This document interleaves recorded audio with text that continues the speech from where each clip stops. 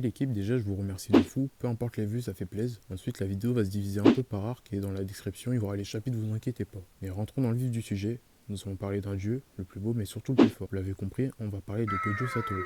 Gojo est l'un des personnages préférés de Jujutsu Kaisen. Mais ce n'est pas juste un prof stylé fan de Digimon aux airs de Kakashi, et je sais qu'il n'est pas spécifiquement inspiré de lui mais dans un autre prof de Naruto. Mais déjà revenons à notre personnage et voyons qui il est. C'est Gojo Satoru. Né le 7 décembre 1989 comme le détenteur actuel de l'infini et du sixième œil dans l'un des clans les plus puissants, a bouleversé l'équilibre du monde de l'exorcisme. Satoru Gojo est le prof de notre trio de Tokyo. Étant maître de l'infini, il a aussi plein de savoir, tout comme son prénom qui nous le dit en japonais. Effectivement, pour ceux qui ne le savaient pas, le mot Satoru veut dire savoir ou comprendre, ce qui pourrait faire sens avec son métier d'enseignant, mais aussi son pouvoir qui est l'infini et son extension du territoire. Il est apparemment le seul du clan Gojo, car on n'en a vu aucun d'autre, et en est le chef actuel, même s'il n'est pas vraiment seul niveau familial puisqu'il est cousin lointain avec Yuta Okotsu, provenant d'un ancêtre commun, Sugawara no Michizane. Dès sa naissance, sa puissance était telle que des assassins ont essayé de le buter. Mais connaissant Satoru même à moins de 16 ans, la plupart des exorcistes ne l'égalaient même pas. Et étant sans égal, il a compris une chose, c'est qu'il était seul. On va en parler plus tard et vous verrez que sa puissance est en rapport avec son écriture. Gojo est plus intéressant qu'il n'y paraît et je vous expliquerai pourquoi. Et pour ça, j'aurai besoin de revenir en arrière sur certains points de sa vie. Une mentalité renversée. Lors de cet arc, Gojo était en duo avec son meilleur ami et le seul qui pouvait le comprendre, Suguru Geto, le seul classiste que Gojo connaissait et qui par ce fait était comme lui. À cette époque, pendant un court instant, Gojo n'était plus seul.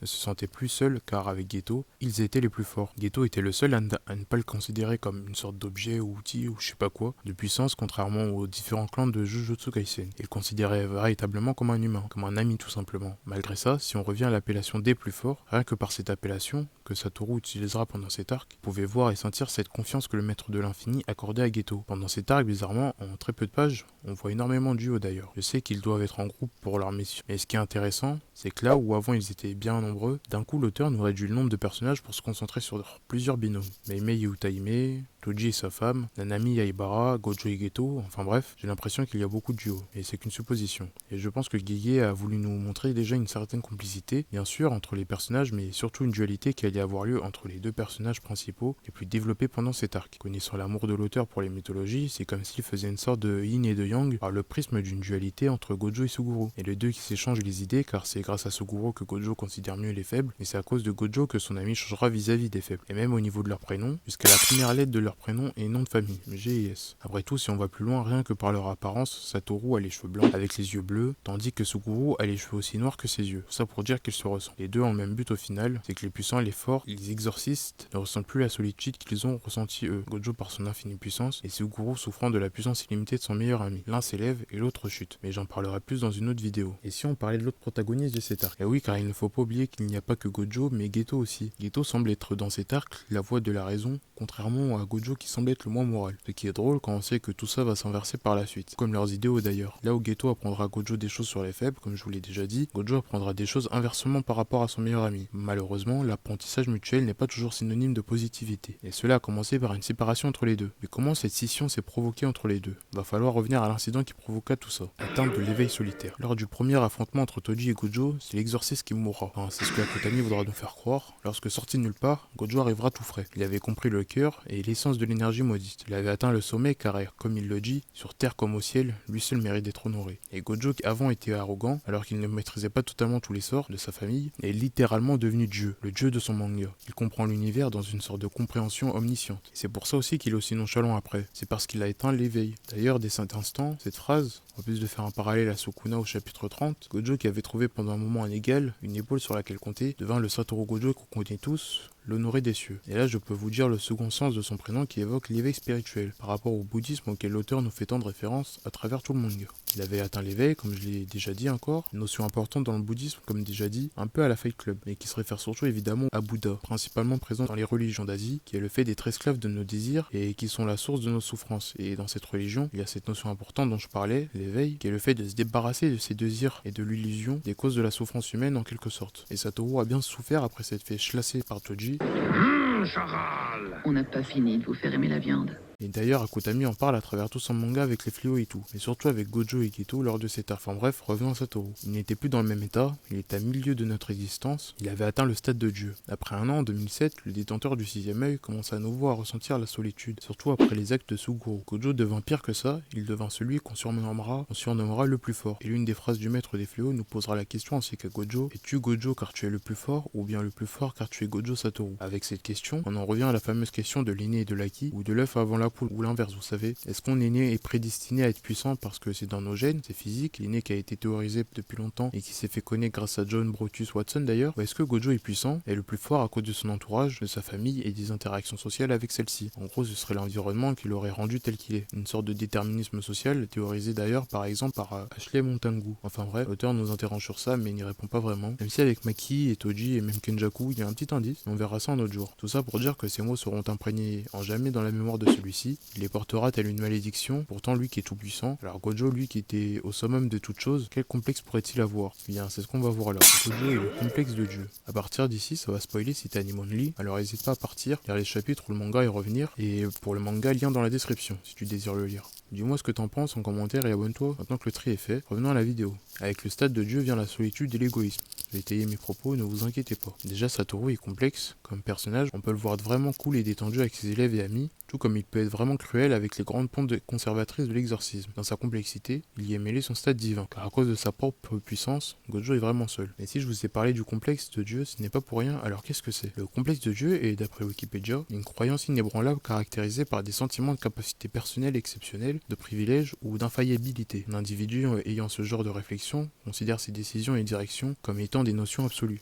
Et toujours d'après le wiki, la première personne à avoir employé le terme complexe de Dieu est Ernest Jones. Sa description dans la table des matières de Essay in Applied Psychoanalysis décrit le complexe de Dieu comme la croyance que l'on est un Dieu. Autrement dit, on a une croyance absolue dans tout ce qu'on peut faire. Et cette description, ça ressemble bien à Satoru. Lui-même le dit. Il évite de trop s'impliquer dans quoi que ce soit car il réussirait dans tous les cas. Ce complexe l'handicape car le rend seul, comme je vous l'ai déjà dit, mais égoïste aussi. Un peu la grosse tête. Et c'est normal quand on peut tout faire, qu'on possède des capacités hors normes, l'ego monte forcément. En effet, je vous ai fait une boutade lorsque je vous ai dit que Gojo avait compris quelque chose très jeune. Il n'a pas uniquement compris qu'il était seul, mais aussi une notion importante dans l'exorcisme, l'égoïsme. Gojo est égoïste, et ce n'est pas quelque chose de mal, même si dans la société d'aujourd'hui, c'est vu tel quel. Après tout, tout le monde est égoïste. Quand tu t'achètes un nouveau téléphone, c'est parce que tu en as envie. Quand tu es né dans une famille où tu es le seul à avoir le sixième œil, une capacité qui n'a pas été vue depuis des centaines d'années chez un seul être, tu ne conçois pas ton existence comme les autres car tu es unique. On le voit rien qu'avec cet échange avec Megumi au chapitre 58. Tu sais pas te donner à fond. Hein? Vous avez qu'à dire que je me la coupe douce pendant que vous y êtes. Non, c'est pas ce que je voulais dire, mais tu sais pas comment faire. Voilà un petit exemple. Le match de baseball. Pourquoi t'as fait cet amorti? Ton idée était de te sacrifier, afin que Nobara puisse prendre une base. C'était un choix admirable de ta part. Mais si ça avait été moi ou Yuji, on aurait tenté le home run sans hésiter. Et je ne dis pas que ton choix était une erreur. Le baseball est un sport d'équipe. Chacun a un rôle bien précis qu'il doit remplir. À l'opposé, l'exorcisme est une discipline individuelle. Mais ça reste primordial de savoir coopérer entre nous. Ouais, tu n'as pas tort. Mais peu importe combien on a d'alliés, une chose ne change pas. Quoi qu'il arrive, on meurt toujours seul. Cette phrase nous explique parfaitement la mentalité de Satoru. Ça va de pair avec sa problématique qui est la solitude. Gojo ne conçoit vraiment pas sa vie telle que les autres, comme je l'ai déjà dit. Enfin bref, tout ça à cause de sa grande solitude liée à son complexe divin. Mais puisque personne entre guillemets peut répondre à sa problématique, ce qui est marrant c'est que Gojo va le faire par lui-même. Le vrai but de Satoru Gojo. Et est-ce que Gojo est si égoïste que ça? Je sais que je me contredis, mais c'est bien de se poser des questions. Alors quel est le véritable objectif de Satoru? Gojo ne veut plus que personne ne soit seul et s'inclut lui-même. Mais alors, qui pourrait combler ces douleurs de solitude? D'abord, Gojo prendra la voie de l'éducation. Alors qu'il pourrait très bien détruire les grandes pontes d'exorcisme, lui-même le dit, ça ne résoudrait pas forcément le problème. Il veut que ça évolue. Former des jeunes est la meilleure chose à faire pour l'avenir d'une société et Gojo l'a compris. De par cette éducation, Satoru pourrait essayer de vouloir concevoir son égal. Et il le fera d'une manière assez ludique puisqu'il deviendra professeur tout simplement. Pour quelqu'un qui se sent seul, être prof pourrait être bénéfique mais ce n'est pas assez. On est dans Jujutsu Kaisen et régulièrement dans JJK, les idéaux et sentiments passent au travers des bastons, des combats. Ma théorie est que le maître de l'infini veut créer son homologue de puissance pour ne pas ou plus se sentir seul.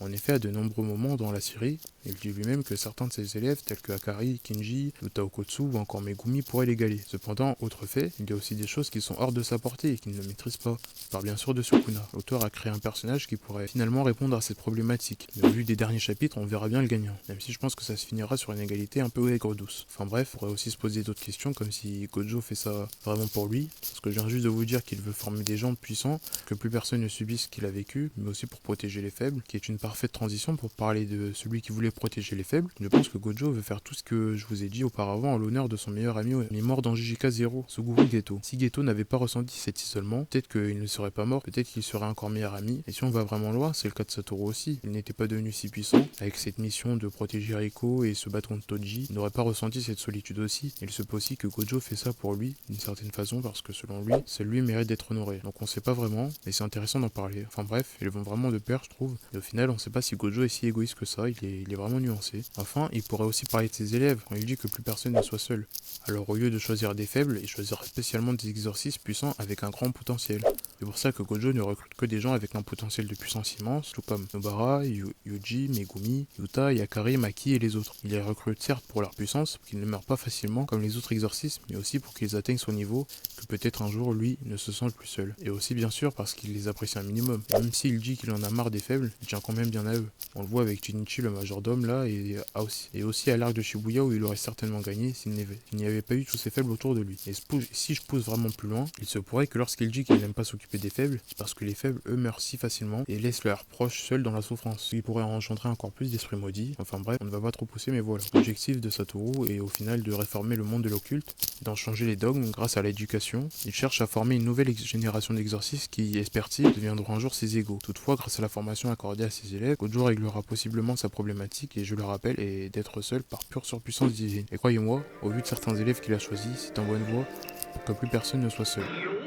Voilà, Gojo est réellement intriguant et ambigu derrière ses airs de BG cool. Analyse de lui au calme, dites-moi ce que vous en pensez en commentaire, on en parlera ensemble. J'espère que la vidéo vous aura plu. Pensez évidemment à ne pas oublier de laisser un joli petit pouce bleu, ainsi que d'aller jeter un coup d'œil à la description, qu'on puisse parler et tout. Vous avez le manga en description si vous désirez vous le prendre. Il y a aussi mon Tipeee et Patreon pour me soutenir si vous voulez. N'hésitez surtout pas à vous abonner et activer la cloche pour ne pas rater les prochaines vidéos. Et pour les vrais, je vous pose la question secrète, quel âge Gojo a-t-il? Pour ce, suivez votre passion.